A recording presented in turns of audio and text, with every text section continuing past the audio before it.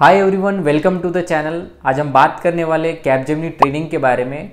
देखने वाले Capgemini training में कौन से एक्टिविटी होते रहती है, क्या रूल्स है और जो एग्ज़ाम रहते हैं कौन से एग्ज़ाम उसमें होते हैं, तो इसके बारे में डिटेल में देखेंगे। दोस्तों वीडियो को एंड तक देखना। तो दोस्तों बिफोर स्टार्ट द टॉपिक, अगर आपने कैपजेमिनी का इंटरव्यू दिया है और किसी भी अदर कंपनी का इंटरव्यू दिया है, अगर आप चाहते हैं कि तुम्हारा जो इंटरव्यू एक्सपीरियंस है हमारे चैनल में दिखा जाए ऑडियंस को, स्टूडेंट को जिनका प्लेसमेंट अभी तक नहीं हुआ है, तो आप नीचे हुई डिस्क्रिप्शन में मैंने गूगल फॉर्म लिंक दिए, वो फॉर्म फिल करके भेज सकते हैं कि आप का इंटरव्यू एक्सपीरियंस शेयर कर दिया जाएगा।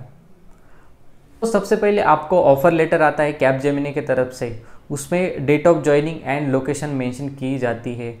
तो बात करते हैं डे फर्स्ट एक्टिविटी के बारे में। यहाँ पे डे फर्स्ट में आपका एक ही एक्टिविटी होती रहती है जो कि आईडी वेरिफिकेशन एंड प्रेजेंटिंग। तो आपको एक दिन पहले कैपजेमिनी की तरफ से मेल आता है, उसमें टीम्स मीटिंग रहती है दोस्तों।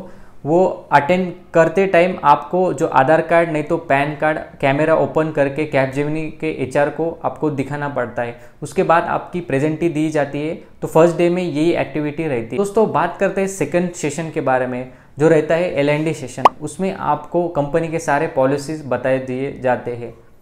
सेशन 1 सेशन 2 होने के बाद आपको कैपजेमिनी की तरफ से एक टाइम टेबल आता है और उसमें आपका डोमेन और टेक्नोलॉजी मेंशन किया जाता है, आपको कौन सा टेक्नोलॉजी एलोकेट किया है, लाइक SAP, पाइथन, .NET, जावा, SQL।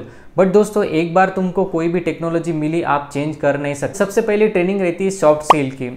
तो फर्स्ट डे के दिन आपको ट्रेनर सबसे पहले इंट्रोडक्शन लेता है सभी स्टूडेंट का, बाद में आपको email writing, PPT, communication skill, वो सारे चीज़ें पढ़ाता है। और तो दोस्तों 0 to हीरो तक वो पढ़ाते हैं। बिजनेस ईमेल कैसे राइट करते हैं क्लाइंट को और अदर मैनेजर को, वो सिखाया जाता है।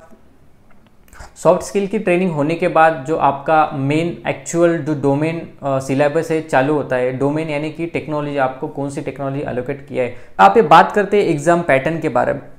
दोस्तों ट्रेनिंग में आपको M1, M2, M3 and L1 exam रहता है।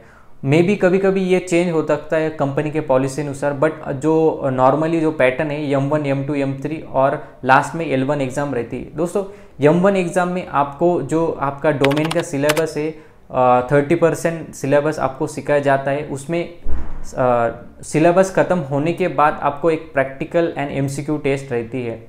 तो बात करते हैं M2 के बारे में। M2 में आपको 50% सिलेबस सिखाया जाता है, उसके होने के बाद प्रैक्टिकल एग्ज़ाम और MCQ टेस्ट होती है। सेम प्रोसीजर M3 के लिए 100% सिलेबस कवर किया जाता है और उसी 100% सिलेबस लेकर आपको एक एग्ज़ाम रहती है और MCQ टेस्ट रहती है। अगर दोस्तों यहाँ पे M1, M2, M3 किसी में आपको कम मार्क मिले तो आप रीटेस्ट दे सकते हैं, उसके लिए आपको एक चांस दिया जाता है। दोस्तों बात करते हैं मेन एग्ज़ाम के बारे में, L1 एग्ज़ाम के बारे में। दोस्तों L1 एग्ज़ाम 60 MCQ और 40 MCQ रहती है। उसमें आपको 60% से भी ज़्यादा मार्क लेने पड़ते हैं, नहीं तो आपको कंपनी से टर्मिनेट किया जाता है। हाँ दोस्तों ये बात सही है, अगर आपको L1 एग्ज़ाम में बिलो 60 मार्क मिले तो आपको कंपनी निकाल देती है। जो आपका डोमेन का सारा जो सिलेबस है ख़त्म होने के बाद आपको एक टॉपिक दिया जाता है। उस टॉपिक को वो बोलते हैं कि इसमें एक PPT बनाओ और हमको एक्सप्लेनेशन करो, प्रेजेंटेशन देना पड़ता है। दोस्तों उसको मार्क रहते हैं, वो L1 एग्ज़ाम में जो काउंट होते हैं वो मार्क, उसको बोलते हैं केस स्टडी। दोस्तों यहाँ पे सबसे एक अच्छा तरीका है L1 एग्ज़ाम पास होने का, M1, M2, M3 ज़्यादा से ज़्यादा मार्क लीजिए। वहाँ पे अगर आपको 60% मार्क मिले तीनों मिला के M1, M2, M3, तो यहाँ पे L1 एग्ज़ाम में आपको 0 मार्क लेने की ज़रूरत है। अगर आपको M1, M2, M3 55 मार्क मिले तो L1 में आपको ओनली 5 मार्क लेने की ज़रूरत है दोस्तों। बट दोस्तों मैं पहले ही बोलता आपको कभी कभी ये पॉलिसी चेंज होती रहती है, डिपेंड ऑन सिचुएशन। दोस्तों बात करते हैं L1 एग्ज़ाम के बारे में। यहाँ पे L1 एग्ज़ाम ऑनलाइन होती है डू सेलेक्ट प्लेटफॉर्म में।